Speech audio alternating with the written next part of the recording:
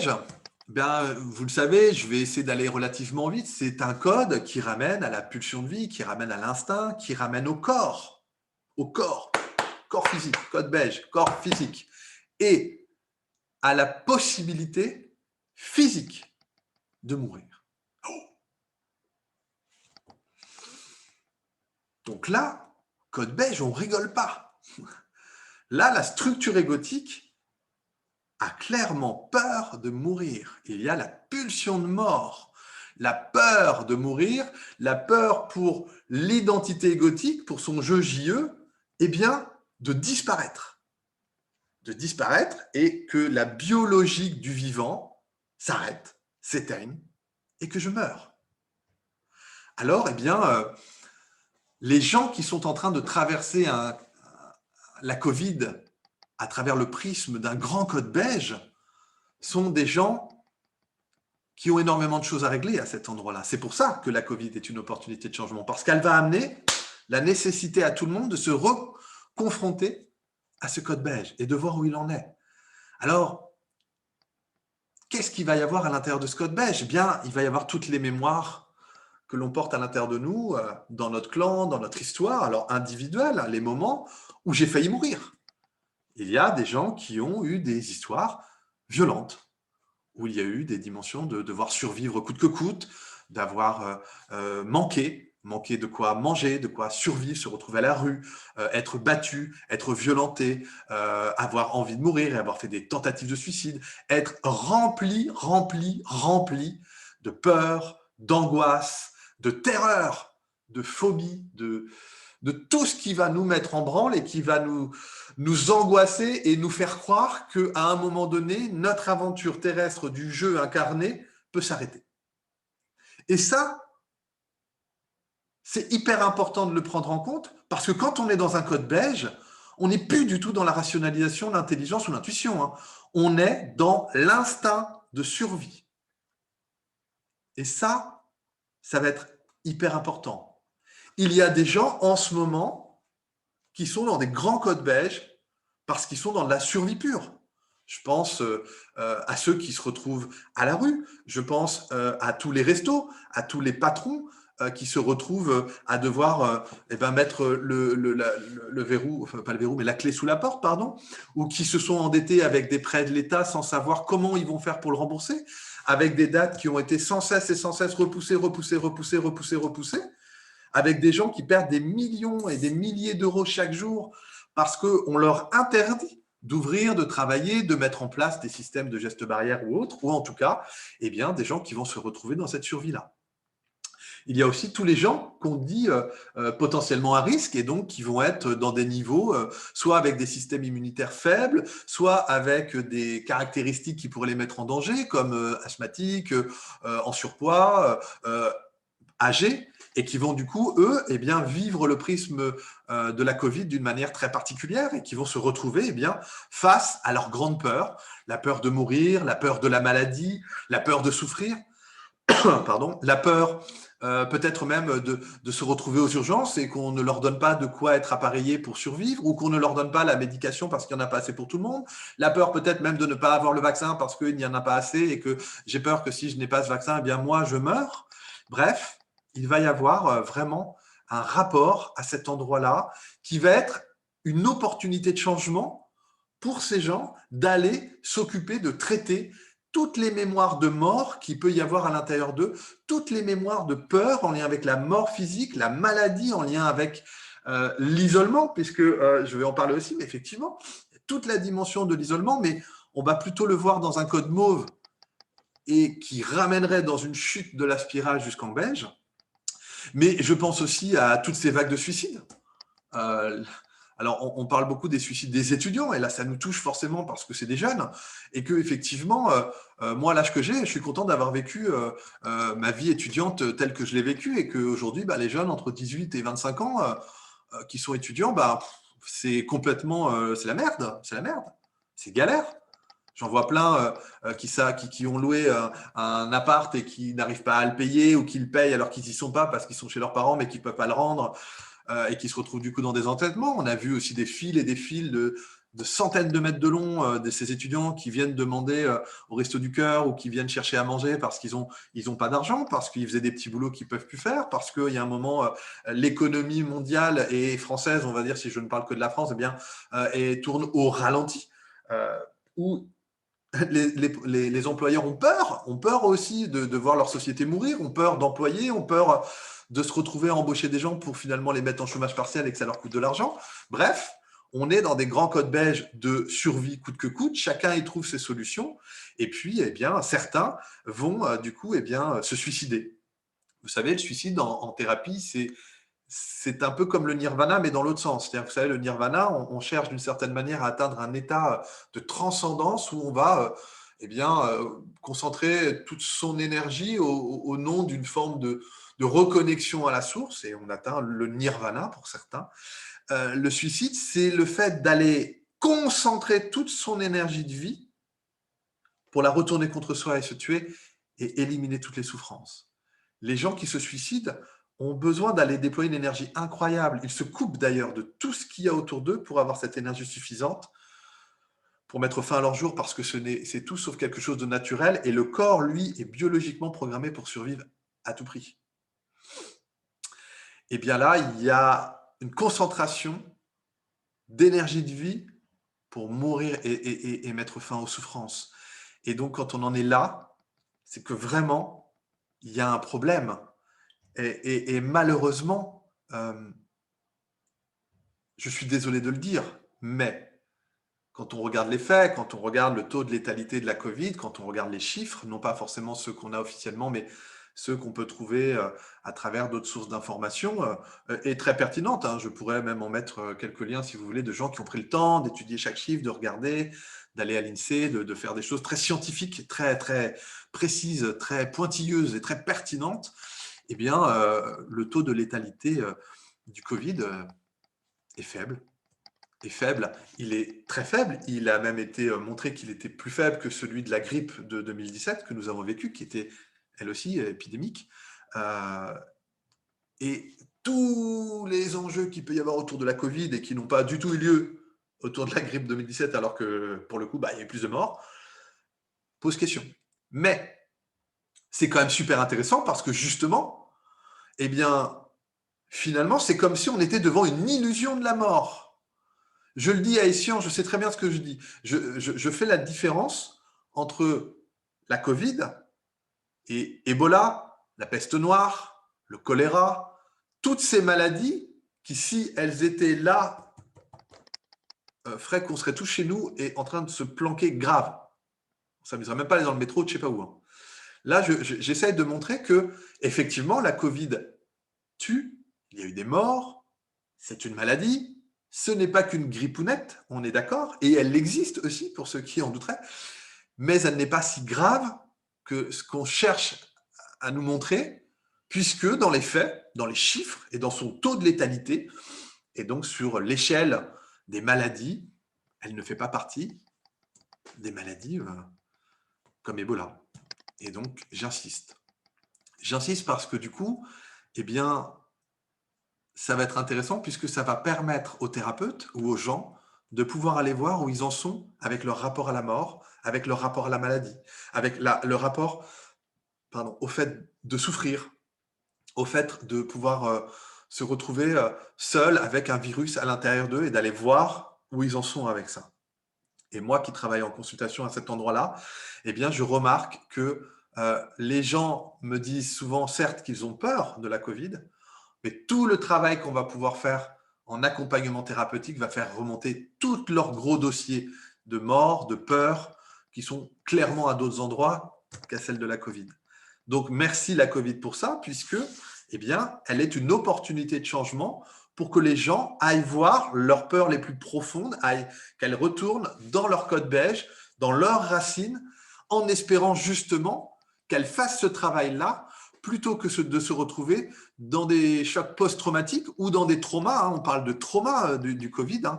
On sait aussi, moi j'ai appris que certaines personnes que j'accompagnais avaient dégoupillé, hein, clairement. Il y a eu des décompensations, il y a eu des problématiques psychiatriques.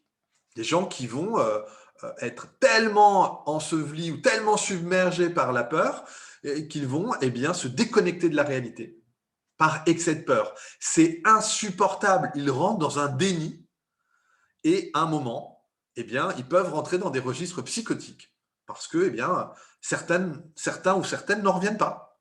Il y a des gens qui étaient déjà dans des fragilités psychologiques, qui étaient déjà dans des codes beige de survie et qui vont s'effondrer avec la Covid par rapport à tout ce qui a été véhiculé et de toute la peur que l'on nous a distillée au fil des mois, justifiée ou non. Alors, je la valide relativement de l'année dernière parce qu'on était vraiment face à un inédit. Il y avait un vrai code beige, la Covid, partie de Chine qui arrive. Bon, et c'est pour ça, je pense que ce premier confinement a été autant respecté parce que les gens avaient peur. Il y avait quelque chose d'instinctif à nous protéger et à nous confiner et à rester dans notre famille. On en parlera dans le mauve, mais il y avait quand même ce code beige qui était très présent et qui nous demandait eh bien à quelle sauce on allait être mangé. Est-ce que c'était grave, pas grave? Est-ce que j'allais survivre? Est-ce que j'allais tomber malade? Est-ce que si je tombais malade, j'allais survivre? Ah bah suivant l'âge, ah bah si je fumais ou pas. Bref, vous avez vu toutes les. Je ne vais pas vous les faire. Il y a eu des milliers de questions et puis il y a eu en plus un coup oui, un coup non, un coup non, un coup oui, un coup à gauche, un coup à droite.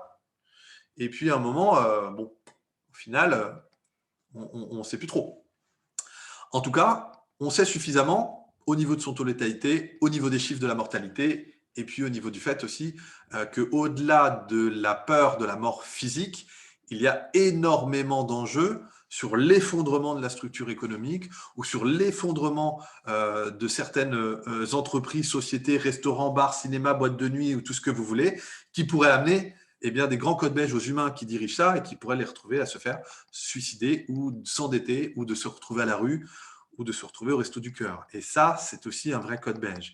Et donc, à un moment donné, il va falloir voir quel est l'enjeu entre est-ce qu'on permet un effondrement de la structure économique avec tout ce que ça peut comporter comme enjeu de vie et mort à cet endroit-là, ou est-ce qu'à un moment, on essaye de s'occuper de la Covid en la remettant à sa juste place pour amener justement eh bien, un travail beaucoup plus individuel et peut-être collectif autour des mémoires de la mort, autour des mémoires des deuils non faits, autour de tout ce qui a été refoulé et qui émerge eh bien, grâce à ce code beige et à la Covid.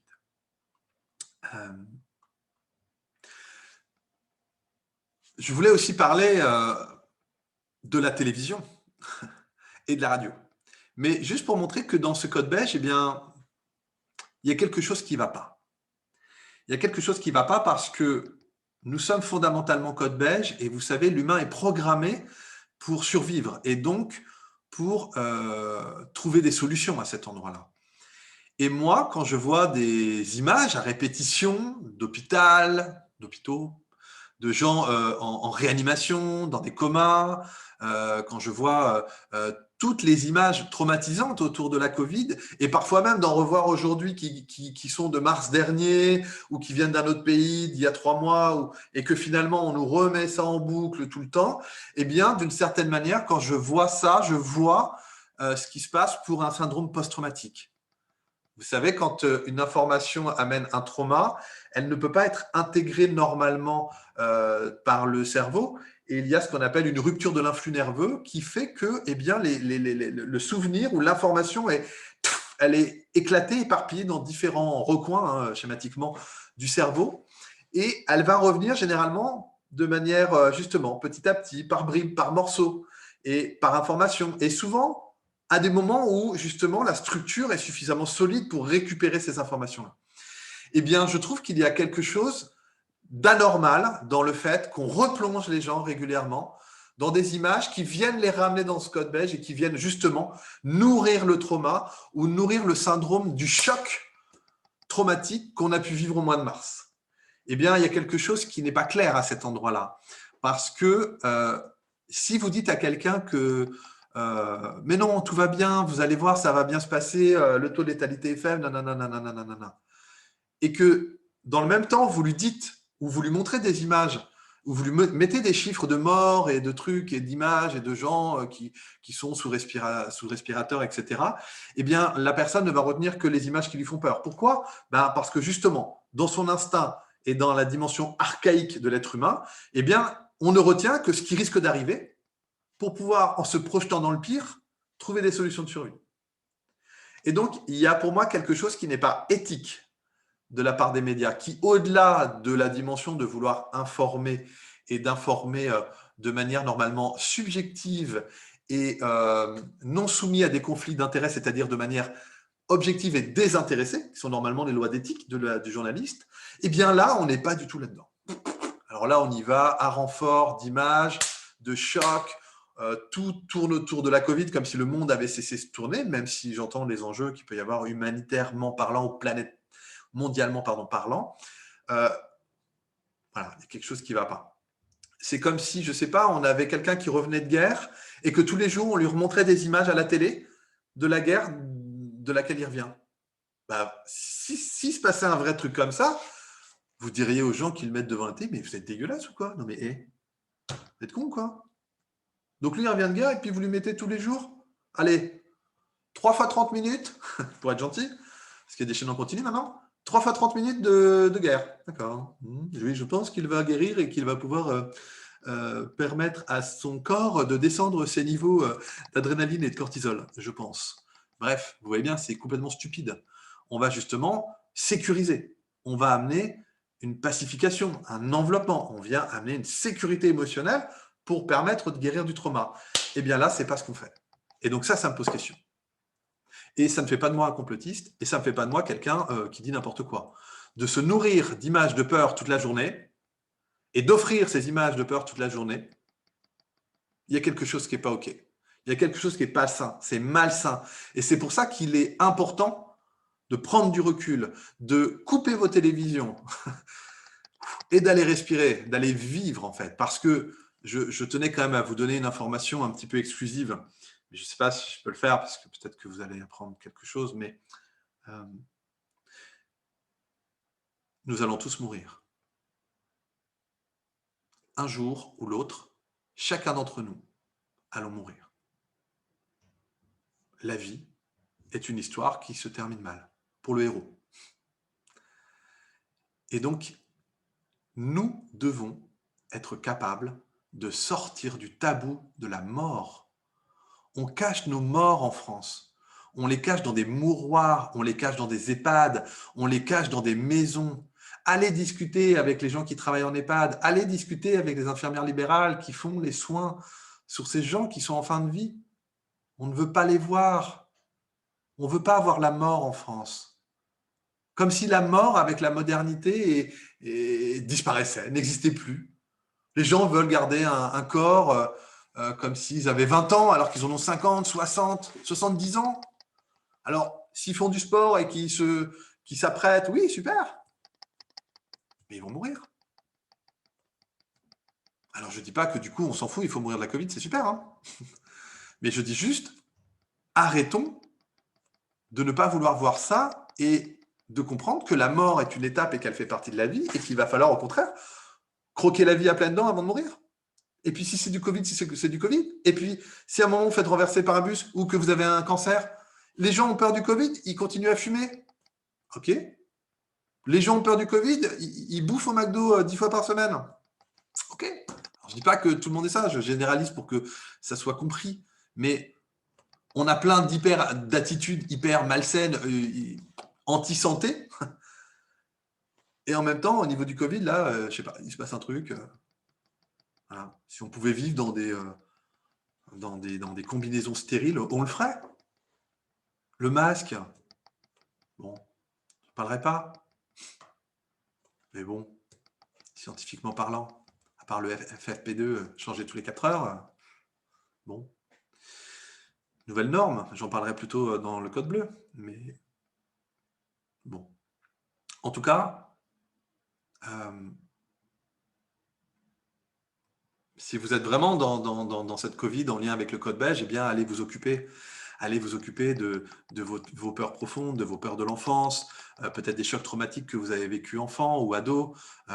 Peut-être allez vous occuper aussi peut-être de toute la dimension des morts violentes qu'il y a pu avoir autour de vous ou dans votre arbre, dans une dimension transgénérationnelle. Je vais y revenir dans le code mauve, mais on est aussi porteur des traumas de notre art, de tout ce qui n'a pas été réglé, de tout ce qui n'a pas été dit, des tabous, des secrets en lien avec la mort, avec les deuils non faits des gens de notre famille.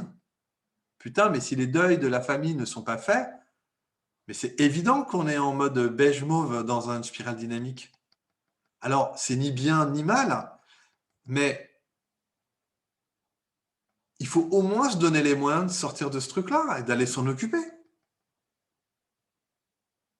Parce que sinon, quand on est dans des dimensions beige, mauve, bah, les autres peuvent faire n'importe quoi avec ça. Quand on est en pur instinct de survie, mais on réfléchit pas. On prend tout ce qui passe pour essayer de s'en sortir et survivre. Dans le mauve, bah, on cherche juste à être pris en charge. Quel que soit ce que la mère patrie ou quel que soit ce que l'État va définir, on va dire oui, oui, oui, oui, oui, oui, oui. Parce qu'il y a même pas de rationalisation, il n'y a pas de raisonnement. Il y a de la quête de sécurité absolue et de l'instinct de survie et faites ce que vous avez à faire. Je m'en remets à vous.